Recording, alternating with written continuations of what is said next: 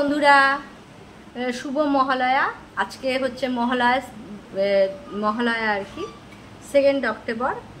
তা আশা করি সবাই ভালো আছো, খুব আনন্দ করছো, খুব এনজয় করছো, মজা করছো। সামনেই পুজো আমাদের।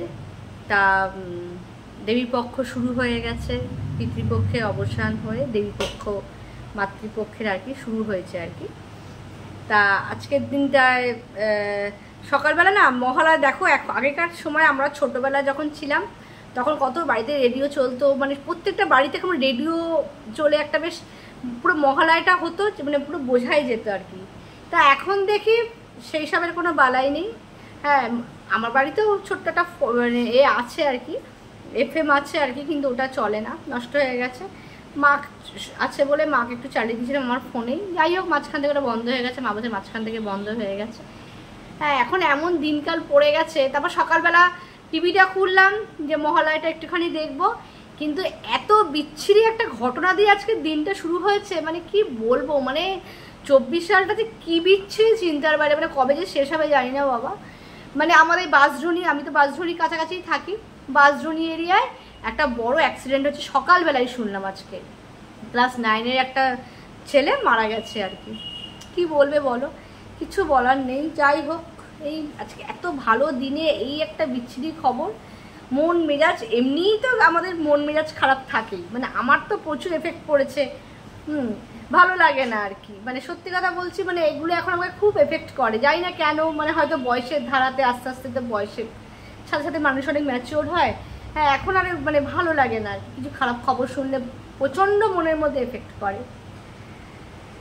যাই হোক, আর কি বলবো, ওইসব খারাপ কথা বলে আজকের দিনটা আমি খারাপ করতে চাই না। তোমরা সবাই খুব আনন্দ করো, সবাই কেনাকাটা নিশ্চয়ই আশা করি করেছো সবাই। আমি কেনাকাটা সারা বছর ধরে টুকটাক করি বলে নিজের জন্য কিছু করি না, সবাইকে দিতে দিতে হয়। যাই হোক, আমি সেইখানে তোমাদের দেখিয়েছিলাম, যারা আমার ভিডিওটা দেখেছো, যে মা আমাকে একটা চাটু কিনে দিয়েছে। চাটু মানে ইন্ডাস ভ্যালির তোমার ওই কাস্ট আয়রনের। তা ওই চাটুগুলো না এনে আমাদের এখনকার বাসনের মতন না যে এনে ধুয়েই যে সঙ্গে সঙ্গে রেডি করে ফেললাম, সেরকম কিন্তু নয়। তা তোমাদের আমি সেটা দেখাবো যে কী করে জিনিসটা মানে প্রিপেয়ার করতে হবে। মানে রান্না করার আগে জিনিসটাকে কিন্তু আগে থেকে বাসনটাকে মানে তার জন্য উপযুক্তভাবে তাকে একটা মানে প্রিপারেশান নিতে হয় আর কি। ওটা পুরো ইনস্ট্রাকশন দেওয়াই থাকে যে কী করে করতে হবে। তাও আমি তোমাদের একবার বলে দিচ্ছি, যেহেতু আমি সব কিছু তোমাদের সাথে শেয়ার করি। তা নতুন জিনিসটা দিয়ে আজকে আমি বাটার নান বানাবো। আর একটা কথা, প্রত্যেকবার মহালয়ার সময় আমি আর আমার মেয়ে দুজনে মিলে মহালয়ার দিন স্পেশালি কলকাতা যতদিন এসেছি আমরা বাইরে খেতে খেতে যাই, একটু ঘুরতে ঘুরতে যাই, দুজনে মিলে টাইম স্পেন্ড করি। কিন্তু এইবার আমার মেয়ের পরীক্ষা এই আরম্ভ হয়েছে, আজকের দিনটা ছুটি ছিল, আবার কাল থেকে পরীক্ষা, সেই শেষ হবে 5 তারিখ। ওর মন মেজাজও ভীষণ খারাপ। ওই জন্য বললো মা বাড়িতে তো আছি আর কি করবো, বাড়িতে একটুখানি ভালো রান্না করলাম আর কি, ওই বারবিকিউ চিকেন আর বাটার নান, ঠিক আছে, এই করছি আর কি। কী করবো, ওর বেচারা মনটাও খারাপ, পুজোর সময় ন্যাচারাল ব্যাপার, ওরা তো ছেলে মানুষ, ওদের তো আনন্দ করবেই। হ্যাঁ, দিয়ে আমি বললাম ঠিক আছে তাই কর, আর কি করবি, আর শনিবার পরীক্ষাটা হলে বাঁচা যায়। আচ্ছা, আমি তোমাদের সঙ্গে যেটার জন্য ভিডিওটা করছি, আমি কি করে জিনিসটাকে প্রিপেয়ার মানে রেডি করছি আর কি রান্না করার জন্য, তার সাথে তোমাদের পুরো ডিটেলসে বলে দিচ্ছি। অনেকেই দেখবে ইন্ডাস ভ্যালির বা যে কোনো কোম্পানি কাস্ট আয়রন জিনিস কিনে হঠাৎ করে তোমরা ইউজ করতে যেও না। হ্যাঁ, এটা কিন্তু ইউজ করার কিছু প্রসেসিং আছে আর কি। সমস্ত যে কোম্পানিরই কিনবে সেখানে লিখে ডিটেলসে ইনস্ট্রাকশান দেওয়া থাকে, তাও আমি তোমাদের আরেকবার বলে দিচ্ছি। আচ্ছা চলো তাহলে ভিডিওটা করে দিই। এইটা হচ্ছে আমার ধোসা টাওয়াটা, এর মধ্যে ধোসা করতে হবে, পরোটা যা যা মানে তেলের জিনিস যা হয়। আর জানো তো আয়রনের জিনিসে খাওয়া খুবই ভালো।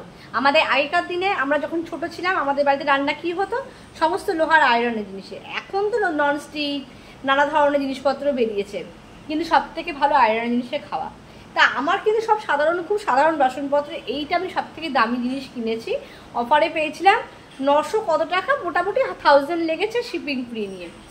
আচ্ছা, এইটাকে হঠাৎ করে আমি কিন্তু রান্না করতে পারবো না, ঠিক আছে। তা এইটা কি করে প্রিপেয়ার করছি, আগে আমি এটা ভালো করে জল দিয়ে ধুয়ে একটা এরকম পাতলা স্কচ ব্রাইট নিয়েছি, তার সঙ্গে হালকা ভিম বার মিশিয়ে নিয়েছি, নিয়ে এটাকে কিন্তু ভালো করে জিনিসটাকে মেজে নিচ্ছি, ঠিক আছে। মেজে নিয়ে খুব ভালো করে স্কচ ব্রাইটটা একটু সফট নেবে আর ভীম বার দিয়ে যেমন মাজো আর কি বাসনপত্র। দেখো এটা কিন্তু আমি খুব ভালো করে স্কচ ব্রাইট দিয়ে মেজে নিয়েছি, ঠিক আছে। এবার এইটাকে কিন্তু তোমরা এই ড্রাই করবে কিন্তু হাওয়াতে রেখে না। আমি হালকা করে গ্যাসটা জ্বালিয়ে এটাকে পুরো ওপরে জলটাকে মানে ড্রাই করব, মানে হাওয়াতে রেখে কিন্তু ড্রাই। বাসনপত্র যেমন আমরা মেজে হাওয়াতে ড্রাই করি সেরকম না, তাহলে কিন্তু মানে ওরা বলছে আর কি মরচে পড়ে যাবে, ঠিক আছে। এটা আমি হালকা একদম গ্যাসের সিমটা হালকা করে দিয়ে এটাকে ড্রাই করে নিই। চলো দেখো আমি কিন্তু একদম গ্যাসটাকে একদম লোতে করে দিয়েছি, দিয়ে একদম এটাকে ড্রাই করে দিচ্ছি। দেখো এটা কিন্তু পুরো গ্যাস ওভেনে রাখার পর পুরো ড্রাই হয়ে গেল, ঠিক আছে।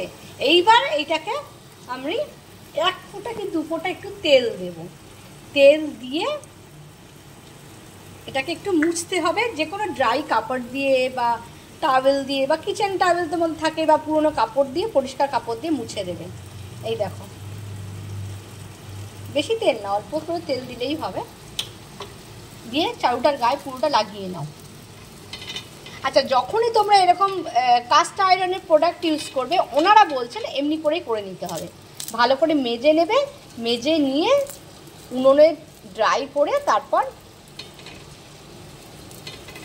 তেল দিয়ে, সামান্য তেল দিয়ে, আমার তেলটা কিন্তু একটু বেশি হয়ে গেছে দেখো, অত তেলও লাগে না, হট করে বেশি পড়ে গেল। আচ্ছা দিয়ে এবার এটা ভালো করে একটা টিস্যু দিয়ে বা কিচেনের যে রান্নাঘরের টাওয়েল ফাওয়েল থাকে ওটা দিয়ে একটু পরিষ্কার করে মুছে নেবে।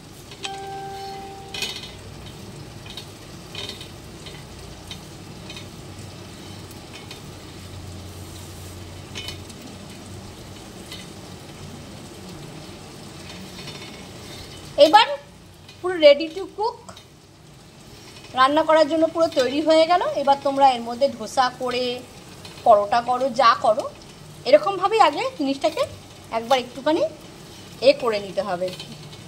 এটা কিন্তু আমাদের অ্যালুমিনিয়ামের চাটুর মতন না যে বসিয়ে দিলেই মেজে বসিয়ে দিলেই হবে, তা নয়। এটা এইভাবে একটু রেডি করে নেবে, তাহলে কি জং পড়বে না বা জিনিসটা ভালো থাকবে, ঠিক আছে। আবার যখন ইউজ করার পর আফটার ইউজ ভালো করে ধুয়ে একটু তেল লাগিয়ে রেখে দেবে, তাহলে জংটা পড়বে না। যখনই ইউজ করবে এরকম করবে, এবং আফটার ইউজে এই প্রসেসে করলে তোমাদের জিনিসটা ভালো থাকবে, এই আর কি। ব্যাস এবার আমার চাউটা পুরো গরম হয়ে গেছে। এবার এর মধ্যে পরোটা, তারপর তোমার যাই করবে, ধোসা পরোটা যেটা হোক করবে, ডিম টোস্ট ফোস্ট যেটাই হোক, এটাতে পুরো রেডি হয়ে গেছে করা। ঠিক আছে চলো, তোমাদের সঙ্গে একটা ইউজফুল ভিডিও শেয়ার করলাম। ভিডিওটাকে লাইক করো, কমেন্ট করো, শেয়ার করো। দেখো কষ্ট করে তো ভিডিও করতে হয়, আমরা তো মানে আমি আমার কথা বলছি, এমন মানে চেষ্টা করি তোমাদের কাছে কিছুটা হলেও টুকটাক ইনফরমেটিভ ভিডিও শেয়ার করতে। যদি ভালো লাগে অবশ্যই সাবস্ক্রাইব করো চ্যানেলটাকে। হ্যাঁ, কারণ একটা ভিডিও করে তোমরা সাবস্ক্রাইব করলে আমার ভালো লাগে, আরও ভিডিও করার উৎসাহটা পাবো আর কি। চলো টাটা, গুড নাইট।